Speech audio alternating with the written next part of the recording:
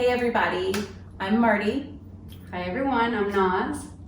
We are drinking cocktails today. Finally. Yes. We're still doing Casamigos because that's our favorite tequila. We're on the tequila train. We will have the recipe in the comments for you.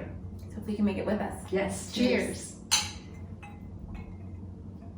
This was good, Nazi. So good. Good job. Okay, so, this pandemic that we are all globally, kind of going through, I think there's been a lot of conversation about how everyone is struggling. There's this level of anxiety that everyone's kind of going through, but I think we have to kind of give space for the fact that a lot of us were struggling before the pandemic. Oh yeah. There was a lot of stressful situations and scenarios and things that we were all dealing with in our personal lives, with our families, and our relationships. And then the pandemic hit, and it kind of feels, I know for me, it's kind of felt like almost like a windstorm, a tailspin. Yeah. So today we're talking about friendship and loss, or loss in friendship. I definitely need another drink. Let's dive right in. Okay, So let's do it. what does friendship mean to you? When I think of friendship, it's really a safe space. There's no judgment. It's a place where you can really be your true, authentic self, and it doesn't matter. Whatever it is that you've done. I always make the joke, like, I want that friend that I call them and say, like, I need you right now, and they put that hoodie on and pull up. They have no questions asked. Right. We'll bury the body and fill me in later. And so loyalty is super important to me, and trust. Those are things that I think are what create a great friendship. But what about you? What qualities do you look at? So definitely everything that you said, but you are lucky because you were born and raised in this country, and you have your friends from the minute you were born, and going through life, elementary school, middle school, high school, college, and then moving to different cities. You made a lot of friends. You definitely have a really good group of friends. It's a little different for me because obviously I didn't grow up here, and most of my friends that were my best childhood friends, my high school friends, I had to leave behind. And unfortunately, because of the circumstances back in Iran, in my country, we are all scattered around the world. Like, you literally, every single one of us, some stayed back, but probably the friends that were closest to me, we are all some in London. I have one really good friend from high school here in Los Angeles. I'm lucky that she's here, but just one. The rest are in Germany, in Paris or Toronto, or we are all scattered because of the situation back home. We all had to leave. It's sad because it's really not that easy to make friends after a certain age. Yeah. You're an adult, and you don't just make friends that easy. Yeah. I made some really good friends at the beginning of my move to the States. I've been here for 23 years, and one of my best friends, Kimberly Woods, we haven't seen each other in probably like 2 years, but if we see each other, like when we see each other, we're gonna pick up right where we left off. But it's different. She has a husband with 2 kids, and most my friends, we are in the same age and they're married with kids. Life kind of like takes you in different routes. But I love those friendships where if I need her, I know she'll be there. Friendship to me is definitely loyalty, definitely somebody who doesn't judge you. If you make a mistake, they don't hold it against you, and they don't dismiss you, they don't leave you, and when it's convenient for them, they're there. When it's not, they're gone. So that's a true friendship. Somebody who, everything that you said, loyal, doesn't judge you, is there for good time and bad. And it's really hard to find those true core good friends. Yeah. That really stick by you no matter what. And I've met new people. Sure. After, I met you. it's just tiring to start a whole new process of getting to know each other, and Right. you know, just like it just doesn't work that way. Yeah. Unfortunately, it just doesn't work that way. I'm, you know, lucky that after moving to LA, I, you know, met you and a few other people that I stay in touch with, and I mean, more than staying in touch with you, we're like real good friends. But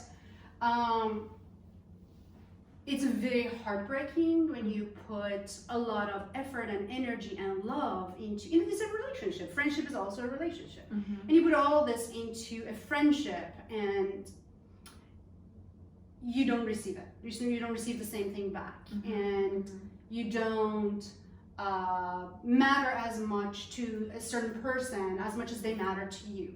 It's heartbreaking. So it just makes you a little more aware, and it makes you just like have your wall up, not to put yourself in that position again. And it's unfortunate because I would love for us to be open to new things, but when things like that happen, you're just like, I can't put myself through that anymore. Right. I mean, and I think both of our experiences in different ways have kind of attributed to that wall. You know, I would say, you know, for me, before I got diagnosed with MS, I still feel like I have a great support group and a great group of friends. So not negating that at all. I actually did an episode a few weeks ago on my YouTube channel, kind of just talking a little bit about it. But there's such a grief of, I guess, expectation. You know, I don't know what word to kind of put in, where I was just let down a great deal, especially at the kind of throughout this whole experience for me. I've only been diagnosed for 2 years, and I've suffered a lot of loss of friendships. You know, whether it's being, you know, stood up at the hospital or just disappearing, just straight ghosting. You know, people that I thought were going to be in my life forever. Yeah. You know, where you've been shocked, where you're like, I can't believe that person isn't here anymore, you know, because they were so close to you, or, you know, so just kind of this collective feeling of loss and feeling that you're not good enough, or is it something that you did? Maybe I was too much of a burden. You know, those are all the kind of things that ran and still run through my head. And then also you're angry, and there's resentment, and, you know, you're just mad. And so it's, I don't know, how do you deal with all of those feelings? I mean, you have a valid point. When you need somebody the most and those people just don't show up, or just decide they choose to leave, that's hard. That's very hard to deal with. You know, I haven't had a lot of loss of a friendship due to circumstances that were difficult. I've had one or two. And you firsthand witness, I fell apart. I fell apart because it's so unexpected, because you see this person in a totally different light, and you are like putting this person, you know, it's like, that's my friend, that's my cliche, ride or die, you know, she will always be there for me, he will always, you know, have my back. And then when at those moments when you need them the most, they choose to peace out. Yeah. It's very heartbreaking. It's heartbreaking. And I mean, we were close before, but definitely your diagnosis made me think about friendship differently. It just made me put all the differences we had aside. Yeah. And have a real conversation and say, this is what I feel, this is what I felt, this is what I thought.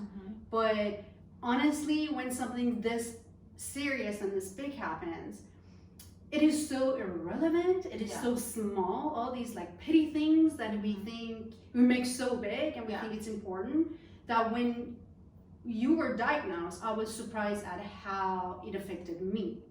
So to me, it was like, it's over. Whatever that we were disagreeing or we didn't see eye to eye, it's over, because, you know, it's silly, it's stupid.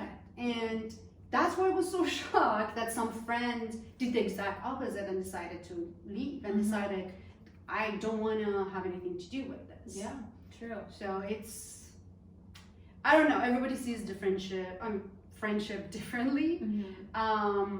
for me, I'm a very forgiving person, I think. Yeah, I mean, you know, let things go. I let things go overnight. Like, we might get in a huge fight, and if she calls me the next morning, I'd be like, I'll forget it. Yeah. It's stupid. Like, I don't hold grudges. Mm-hmm.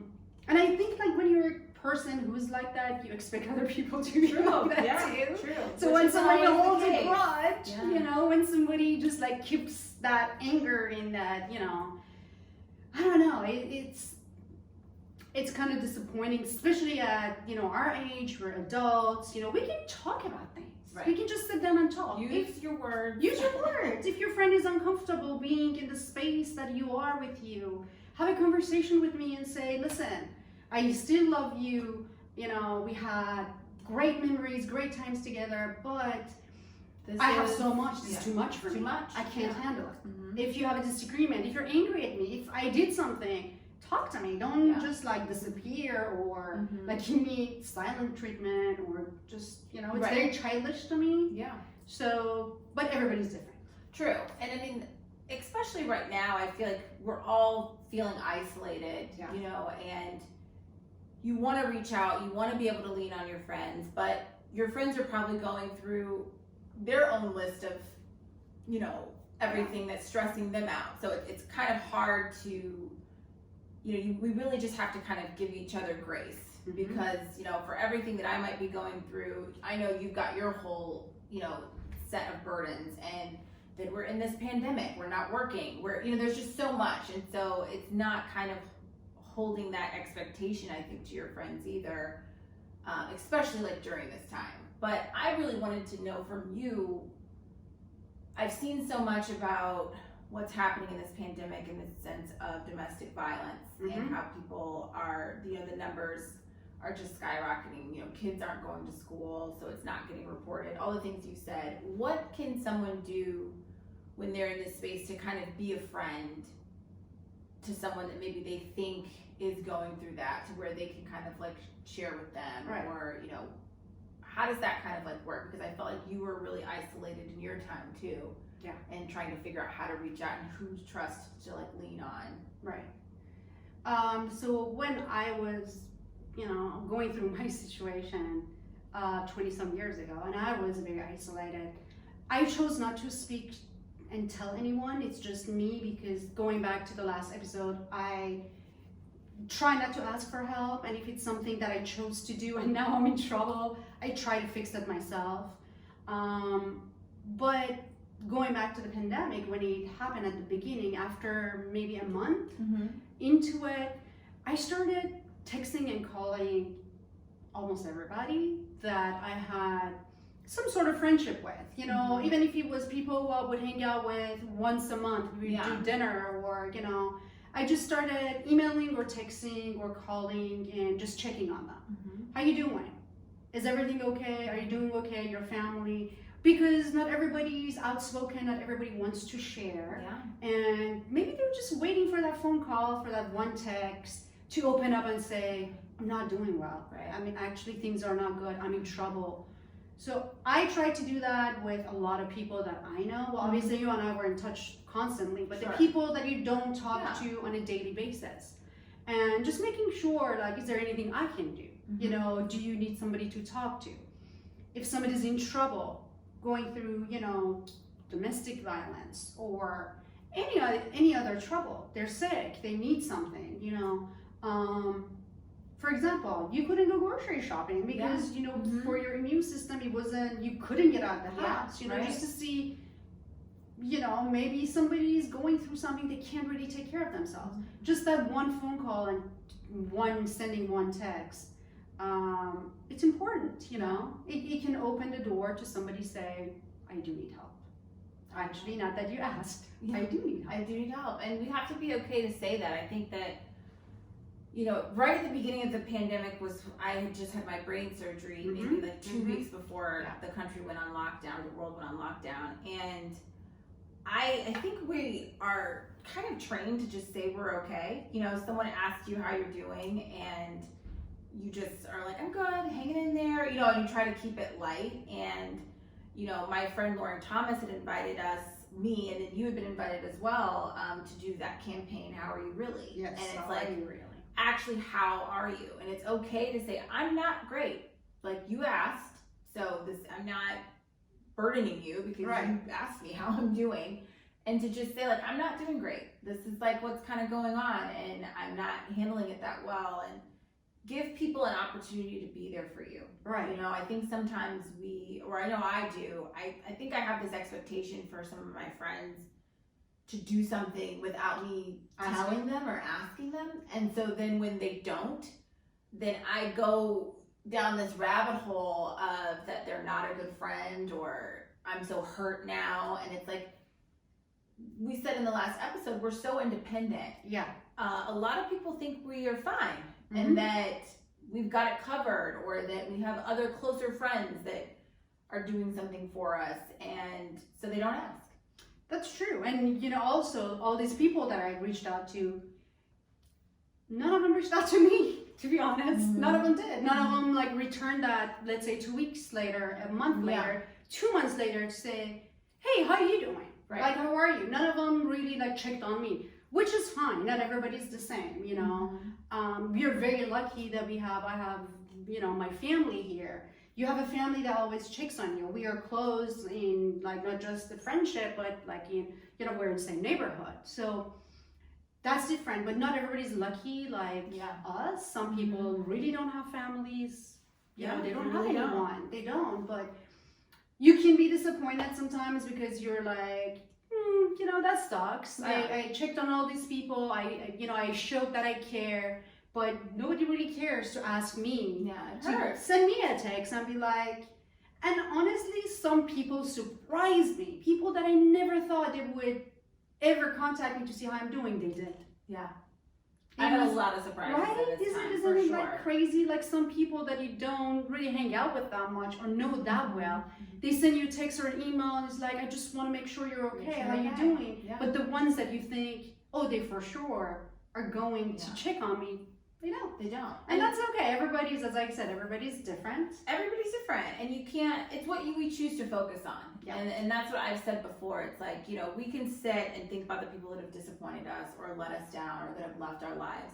Or we can think about the people that are in our lives, the people that have showed up, the people that have surprised us, and lean more into that, you know, and have just more gratitude. And you know, the ones that didn't show up or whatever, it's just kind of like let them be. It doesn't mean that they're cut off, you know, or anything to that, you know, dramatics, but you know, you just move on and just keep dipping into, you know, the pool of people that love you. Like, go where you're celebrated, is that like saying, like, I want to be around people that love me, that support me, like just all energy goes to that. And don't think about the one thing. I'm guilty of trying and trying and trying and trying. So I'm guilty of really wanting to fix things. I wanna, you know, I don't give up that easy, you know.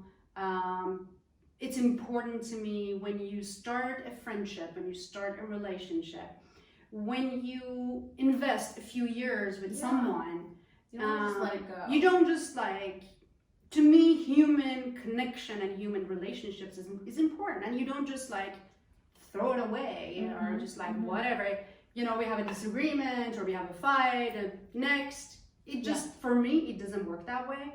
You try to make it work, you know. I have 2 sisters and you have a sister.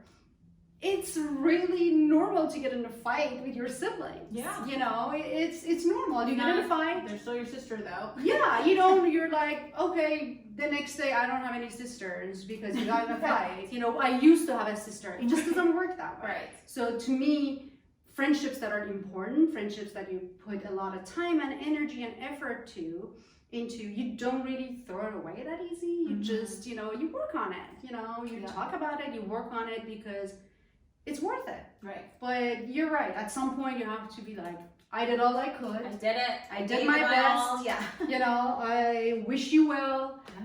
I gotta go. That's it. Moving on. Moving on. Yeah. So that's all. I think both of us just don't want you all, especially during this time, to hold on to that negative stuff. You know, don't give space to it. We're all going through so much right now. Again, go where you're celebrated, you know, and stay in love and just try to be kind. Always. That's what we always say. Yeah, be kind.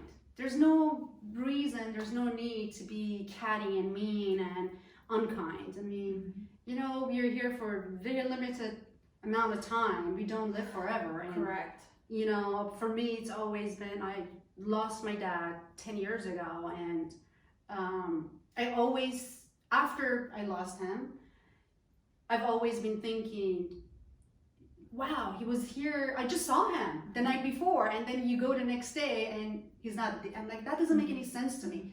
So that was a big lesson for me that, you know what, any of us can overnight be gone. And we all know that now. We all know that now. So make sure you are okay with your actions, with your words that you tell people, the things you do to people and say about people. Because if they're gone the next day, are you going to stand on your ground and be like, I said whatever I said, I meant it, or you're going to be like, shh, I shouldn't have. Yeah. I made a mistake. You don't want to regret the things you said and did. And it's important if you have. For me, I had a moment that I needed to come clean and say, I said these things. It wasn't kind. I'm sorry. I'm a different person now. I see that it was wrong. And if you forgive me, let's move on. Yeah. You know, and that's all it takes. That's all it takes. My conscience is clean now.